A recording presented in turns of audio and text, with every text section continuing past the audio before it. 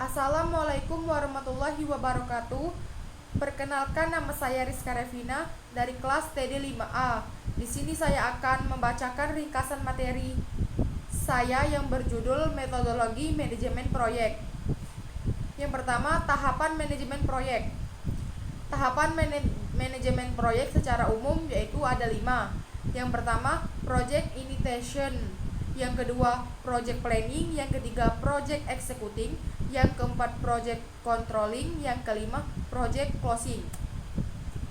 Yang pertama, project initiation, yaitu merupakan tahapan yang mengawali sebuah proyek, di mana pada tahap ini gambaran global suatu proyek dalam bentuk definisi proyek. Tujuan tahapan ini yaitu menentukan tujuan proyek secara rinci, mengidentifikasi faktor-faktor penentu keberhasilan untuk pelaksanaan proyek. Yang ketiga, menentukan ruang lingkup proyek, jadwal proyek, asumsi proyek, serta batasan-batasan proyek sebagai acuan membuat project management plan. Yang terakhir, menentukan kriteria keberhasilan proyek. Mekanisme proyek ini yaitu project owner memberi tugas kepada project manager dan project team. Yang kedua, project manager dan project team secara bersama-sama membuat project definition dan disetujui oleh project owner. Yang ketiga, project definition yang telah dibuat selanjutnya akan dijadikan sebagai acuan atau landasan dalam pembuatan project management plan. Yang kedua yaitu project planning. Biasanya berupa dokumen project management plan. Project management plan merupakan deskripsi detail dari definisi proyek yang telah dibuat. Umumnya berisi 1. Scope management atau tujuan dan ruang lingkup proyek. Yang kedua, time management atau waktu pengerjaan atau jadwal proyek. Yang ketiga, cost management, rencana anggaran biaya proyek. Yang keempat, quality management, kualitas proyek. Yang kelima, resource management, sumber daya proyek.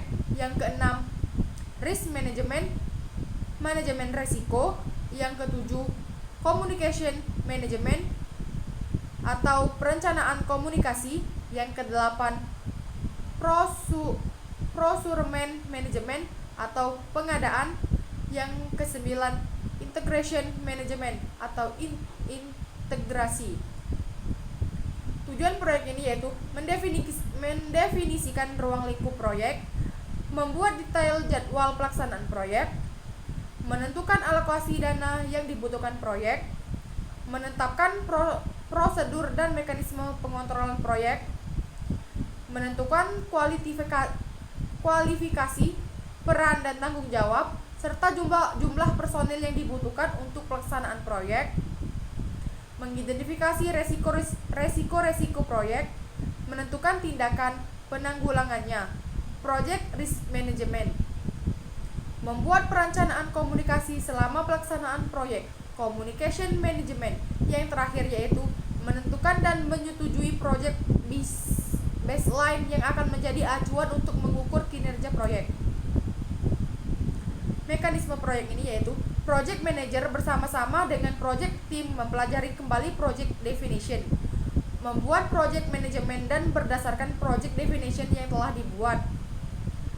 Persetujuan dari project owner bahwa project management plan tersebut akan dijadikan acuan dalam pelaksanaan proyek.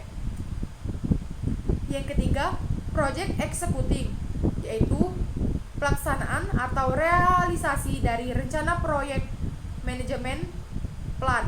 Tujuan project executing yaitu merealisasikan perencanaan proyek dan project management plan, mengordinasikan kerja proyek tim dan mengoptimalkannya, serta memanfaatkan sumber daya non personil. Yang terakhir, merealisasikan perubahan perencanaan proyek yang telah disetujui. Mekanisme proyek ini Setelah project manajemen yang plan ditetapkan sebagai acuan pelaksanaan proyek, maka dilakukan yang pertama, project manager dan project team membentuk kerjasama tim selama proyek berlangsung, disebut pembentukan team building. Yang kedua, manajer proyek dan tim proyek melaksanakan semua tugas yang sudah tertuang di dalam project manajemen tersebut. Yang ketiga, membuat laporan pelaksanaan proyek. Yang keempat, mendapatkan persetujuan atau approval untuk setiap fase pekerjaan atau deliverable proyek yang telah diselesaikan.